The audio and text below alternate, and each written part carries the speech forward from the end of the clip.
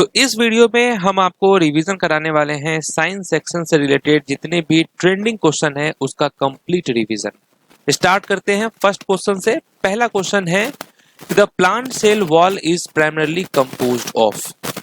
जो plant cell है वो मुख्यतः जो है किससे बनी होती है? तो राइट आंसर क्या होगा? सेलुलोज होगा यहाँ पर राइट आंसर। ध्यान रखना है cellulose. Which of the following pairs of elements has the same number of neutrons? निम्नलिखित में से किन तत्वों के युग्म में न्यूट्रॉनों की संख्या समान है? तो यहाँ पर राइट आंसर क्या होगा? तो आप कहेंगे बोरोन एंड कार्बन। ठीक है, तो वो कौन से तत्व है जिसमें न्यूट्रॉन की संख्या जो है वो समान है? तो आप कहेंगे बोरोन एंड कार्बन।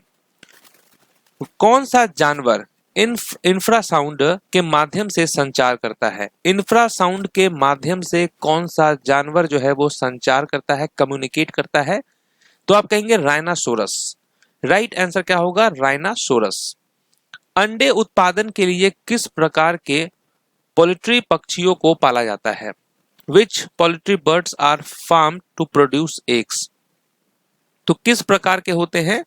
तो आप कहेंगे लेयर्स। याद रखना है लेयर्स। निम्नलिखित पदार्थों में से किसका विद्युत प्रतिरोधकता कमरे के तापमान पर सबसे अधिक होती है? Among the following materials, which one has the highest electrical resistivity at room temperature? तो ये कौन सा होगा? मैग्नीज आप कहेंगे। ठीक है, मैग्नीज याद रखना है। नेक्स्ट क्वेश्चन है जब कॉपर ऑक्साइड को पतले सल्फ्यूरिक अम्ल में मिलाया जाता है और नीला हरा विलयन बनता है तो कॉपर ऑक्साइड का रंग क्या होता है? तो पूछा गया है कि ये सब प्रोसेस के बाद जो कॉपर ऑक्साइड है उसका रंग क्या होता है? तो आप कहेंगे ब्लैक होता है, काला। नेक्स्ट है the unit of formula unit mass is. क्या होता है इसका इकाई? The unit of formula unit mass is. तो आप कहेंगे यू यानी परमाणु द्रव्यमान इकाई।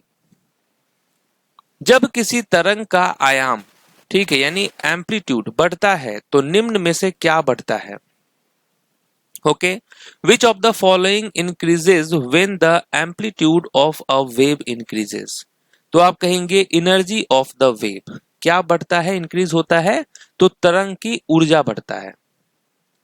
निम्नलिखित में से कौन सा लवण पानी में घुलकर 7 से अधिक पीएच वाला विलयन बनाएगा? तो वो कौन सा लवण है जो पानी में घुलकर 7 से अधिक पीएच वाला विलयन बनाएगा? तो आप कहेंगे सोडियम। सोडियम एसीटेट यहां पर राइट आंसर है। ठीक है, सोडियम एसीटेट। नेक्स्ट क्वेश्चन है in the modern periodic table halogen belongs to which group. आधुनिक आवर्त सारणी में हैलोजन किस समूह में रखे गए हैं? तो ये ग्रुप 17 में रखा गया है। हैलोजन समूह 17 में होते हैं और ये अत्यधिक अभिक्रियाशील जो है अधातु है। ठीक है, नेक्स्ट है कि बेकिंग सोडा निम्नलिखित में से किस प्रक्रिया द्वारा तैयार किया जाता है? किस प्रक्रिया के द्वारा तैयार किया जाता है बेकिंग सोडा? तो आप कहेंगे सॉल्वे प्रोसेस। याद रखना है सॉल्वे प्रोसेस। निम्नलिखित में से कौन सा क्षार यानी बेस के साथ अभिक्रिया करके लवण और जल बनाता है? Which of the following reacts with base to form salt and water? तो वो है carbon dioxide. Right answer carbon dioxide. निम्नलिखित में से कौन सा धातु ऑक्साइड केवल गर्म करने से ही धातु में परिवर्तित हो सकता है? तो ये कौन सा है? तो राइट आंसर होगा मर्क्यूरिक ऑक्साइड। ठीक है, तो वो कौन सा धातु है जो कौन सा धातु ऑक्साइड केवल गर्म करने से ही धातु में परिवर्तित हो सकता है? Mercuric oxide. नेक्स्ट है निम्नलिखित में से कौन सी गाय की नस्ल रोगों के प्रति अधिक प्रतिरोधी होती है? Which of the following breeds of cow is resistant to disease? तो ये कौन सा होता है? तो आप कहेंगे रेड सिंधी। रेड सिंधी याद रखना है। निम्नलिखित में से कौन सा पौधा पत्ती के किनारों पर कली द्वारा अलैंगिक प्रजनन करता है? Which of the following plant reproduces asexually by budding along the margin of a leaf? तो ये आपका होता है ब्रायोफिल्म। ठीक है, ब्रायोफिल्म। निम्नलिखित में से किस जीव में फ्रेगमेंटेशन और स्पोर फॉर्मेशन दोनों होते हैं? तो ये कौन सा जीव है जिसमें फ्रेगमेंटेशन और बीजाणु निर्माण यानी स्पोर फॉर्मेशन दोनों होते हैं? तो राइट आंसर फंगी हो जाएगा। ठीक है, फंगी। तांबा और चांदी जैसे धातुओं को निकालने के लिए धातु ऑक्साइड को गर्म करने की प्रक्रिया क्या कहलाती है? तो इस प्रक्रिया को हम कहते हैं स्मेल्टिंग यानी कि गलन। निम्नलिखित में से कौन सा यूकैरियोटिक कोशिकाओं में झिल्लीबद्ध कोशिकांग नहीं है? Which of the following is not a membrane bound organelle in eukaryotic cell? तो ये कौन सा है? तो राइट आंसर राइबोसोम होगा यहां पर आपका। ठीक है, राइबोसोम। ओर्स में अशुद्धियों को हटाने की प्रक्रिया क्या कहलाती है? What is the process known for removing impurities from ores? इसे हम क्या कहते हैं? तो आप कहेंगे कंसंट्रेशन। बोर के परमाणु मॉडल के अनुसार इलेक्ट्रॉन नाभिक के चारों ओर डैश में घूमते हैं। According to Bohr model of atom, electrons revolve around the nucleus in right answer होगा डिस्क्रीट ऑर्बिट। ठीक है, निम्नलिखित में से कौन सा परमाणु के आकार को निर्धारित करता है? Which of the following determines the size of an atom? तो ये कौन सा है? इलेक्ट्रॉन क्लाउड्स होता है आपका। क्लोरीन के अल्केन के साथ तीव्र अभिक्रिया के लिए निम्नलिखित में से कौन सी स्थिति आवश्यक है? कौन सी स्थिति जो है वो आवश्यक है? क्लोरीन के अल्केन के साथ तीव्र अभिक्रिया के लिए निम्नलिखित में से कौन सी स्थिति आवश्यक है? तो आप कहेंगे सनलाइट, सूर्य का प्रकाश। ये बहुत जरूरी है।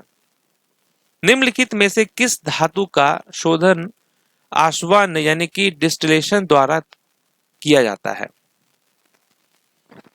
तो ये कौन सा मेटल है? राइट आंसर जिंक हो जाएगा आपका। निम्नलिखित में से कौन सा पोषक तत्व पौधों को सामान्यतः मिट्टी से प्राप्त होता है? तो कौन सा पोषक तत्व पौधों को सामान्यतः मिट्टी से प्राप्त होता है? Boron. Right answer boron. Next है एनोडाइजिंग सामान्यतः किस धातु पर की जाती है? Anodising is typically performed on which metal? Right answer aluminium. Elements of group 18 are known as. Group 18 के तत्वों को क्या कहा जाता है? इसे हम कहते हैं noble gas. Which is the lightest inert gas? सबसे हल्की अक्रिय गैस कौन सी है? तो ये आपका होता है हीलियम। हीलियम का परमाणु द्रव्यमान सबसे कम है, इसलिए यह सबसे हल्की नोबल गैस है। Who discovered atomic numbers? परमाणु संख्या की खोज किसने की थी? तो ये हेनरी मोजले ने किया था इसकी खोज 1913 में। Which is called the amphibian of plant kingdom? Amphibian of plant kingdom किसे कहा जाता है? ये ब्रायोफाइटा को कहा जाता है amphibian of the plant kingdom. How many chambers are present in the heart of fishes? कितने चैम्बर्स होते हैं? तो आप कहेंगे 2 होते हैं। ठीक है, मछलियों के हृदय में कितने कक्ष होते हैं? 2। How many chambers are present in the heart of crocodile? मगरमच्छ के हृदय में कितने कक्ष होते हैं? तो आप कहेंगे 4। Open circulatory system is found in. Open circulatory system is found in arthropoda. Arthropoda में होता है ये। बिना बीज वाले पौधे को क्या कहा जाता है? Seedless plants are called. इसे हम कहते हैं क्रिप्टोगैम्स। ओके, बिना बीज वाले पौधे को क्या कहा जाता है? क्रिप्टोगैम्स। नेक्स्ट है plants with naked seeds are called. तो नेकेड सीड्स उसे हम कहते हैं जिम्नोस्पर्म।